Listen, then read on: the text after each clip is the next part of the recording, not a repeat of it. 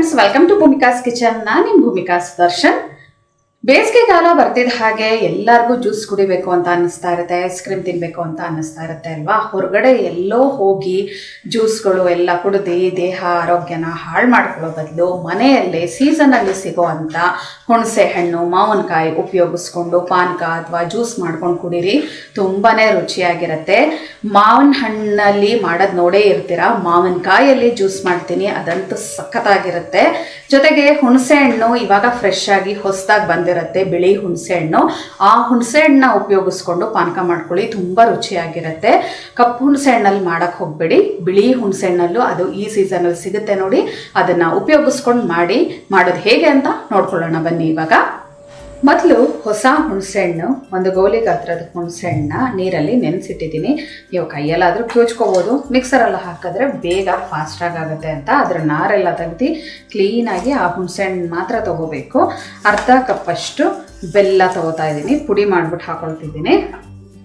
ಏಲಕ್ಕಿ ಪುಡಿ ಒಂದು 1/4 ಟೀ ಸ್ಪೂನ್, ಅಂದರೆ ಒಂದು 4 ರಿಂದ 5 ಏಲಕ್ಕಿನ ಕುಟ್ಟಿ ಪುಡಿ ಮಾಡ್ಕೊಂಡು ಹಾಕೊಳ್ತಾ ಇದ್ದೀನಿ. ಇವಾಗ ಮಿಕ್ಸರಲ್ಲಿ ಚೆನ್ನಾಗಿ ಬ್ಲೆಂಡ್ ಮಾಡ್ಕೊಳ್ತೀನಿ.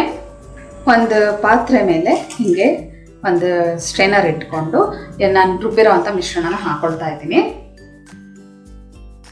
ಐಸ್ ಕೋಲ್ಡ್ ವಾಟರು 2 ಕಪ್ ಹಾಕೊಳ್ತಾ ಇದ್ದೀನಿ. ಫಟಾಫಟ್ ಅಂತ ಹುಣಸೆಹಣ್ಣಿನ ಪಾನಕ ರೆಡಿ ಆಗೋಯ್ತು ನೋಡಿ.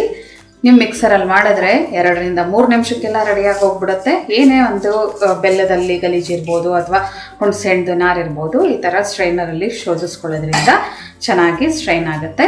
ಇವಾಗ ಇದನ್ನು ಒಂದು ಲೋಟಕ್ಕೆ ಸರ್ವ್ ಮಾಡ್ಕೊಳ್ತೀನಿ ನೋಡಿ. ಹುಣಸೆಹಣ್ಣಿನ ಪಾನಕ ರೆಡಿ ಆಯಿತು. ಯಾರಿಗೆ ಹಾಗೆ ಪ್ಲೈನ್ ಕುಡಿಯೋದಕ್ಕೆ ಇಷ್ಟಪಡ್ತಾರೆ ಅವ್ರಿಗೆ ಹಾಗೆ ಕೊಡ್ಬೋದು. ಇಲ್ಲ ಅಂತ ಅಂದರೆ ಕಾಮಕಸ್ತೂರಿ ಬೀಜ, ಅಂದರೆ ಈ ಸಬ್ಜಾ ಸೀಡ್ಸ್ನ ನೀರಲ್ಲಿ ಒಂದು ಅರ್ಧ ಗಂಟೆ ನೆನೆಸಿದ್ರೆ ಈ ಥರ ಚೆನ್ನಾಗಿ ಅರಳ್ಕೊಳ್ಳುತ್ತೆ. ಅದನ್ನು ಕೂಡ ಹಾಕಿ ಕೊಡ್ಬೋದು, ಅದು ತಂಪಾಗಿರುತ್ತೆ, ತುಂಬಾ ಒಳ್ಳೆಯದು. ಇವಾಗ ಇದನ್ನು ಒಂದ್ಸಲ ಮಿಕ್ಸ್ ಮಾಡ್ಕೊಂಬಿಡೋಣ.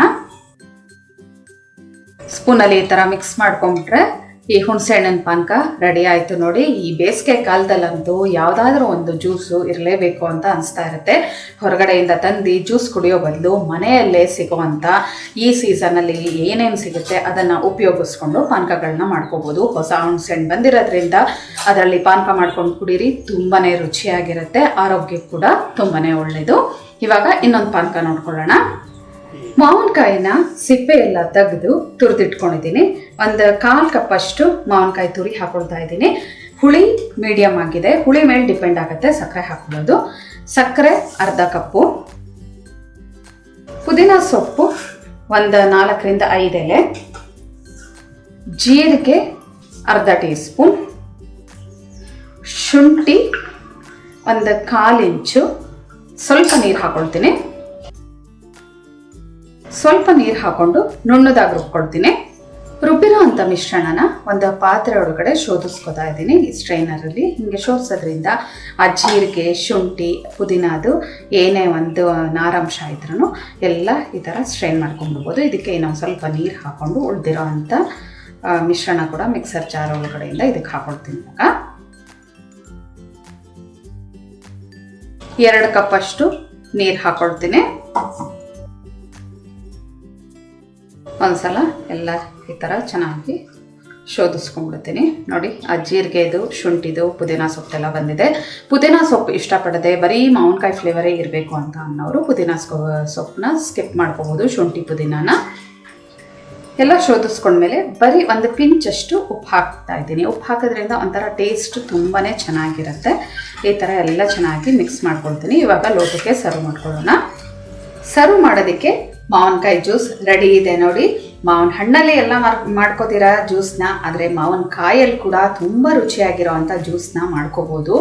ಯಾವುದೋ ಹೊರಗಡೆಯಿಂದ ತಂದಿರೋ ಅಂಥ ಜ್ಯೂಸ್ಗಳನ್ನೆಲ್ಲ ಕುಡಿಯೋ ಬದಲು ಮನೆಯಲ್ಲೇ ಆ ಸೀಸನಲ್ಲಿ ಏನು ಸಿಗುತ್ತೆ ಆ ಒಂದು ವೆರೈಟಿನ ಉಪಯೋಗಿಸ್ಕೊಂಡು ಜ್ಯೂಸ್ ಮಾಡ್ಕೊಳ್ಳಿ, ತುಂಬಾ ರುಚಿಯಾಗಿರುತ್ತೆ. ಈ ಮಾವಿನಕಾಯಿ ಜ್ಯೂಸು ಜೊತೆಗೆ ಹುಣಸೆಹಣ್ಣಿನ ಪಾನಕ ಎರಡೂ ನೋಡಿದ್ರಲ್ಲ, ಎರಡೂ ಇಷ್ಟ ಆಗಿರುತ್ತೆ ಅಂತ ಅಂದ್ಕೊಳ್ತೀನಿ. ಮತ್ತೆ ತಡ ನಿಮ್ಮ ಮನೆಯಲ್ಲೂ ಕೂಡ ಮಾಡಿಕೊಂಡು ಕುಡಿದು ಹೇಗಿದೆ ಅಂತ ನನಗೆ ಕಮೆಂಟ್ ಬಾಕ್ಸಲ್ಲಿ ತಿಳಿಸ್ಬೇಕು. ಇವತ್ತಿನ ಈ ಸಿಂಪಲ್ ರೆಸಿಪಿಗಳು, ಜ್ಯೂಸ್ಗಳು ಇಷ್ಟ ಆದರೆ ಲೈಕ್ ಮಾಡಿ, ಶೇರ್ ಮಾಡಿ. ಯಾರೆಲ್ಲ ಇನ್ನೂ ಭೂಮಿಕಾಸ್ ಕಿಚನ್ಗೆ ಸಬ್ಸ್ಕ್ರೈಬ್ ಆಗಿಲ್ಲ ದಯವಿಟ್ಟು ಸಬ್ಸ್ಕ್ರೈಬ್ ಆಗಿ. Thanks for watching.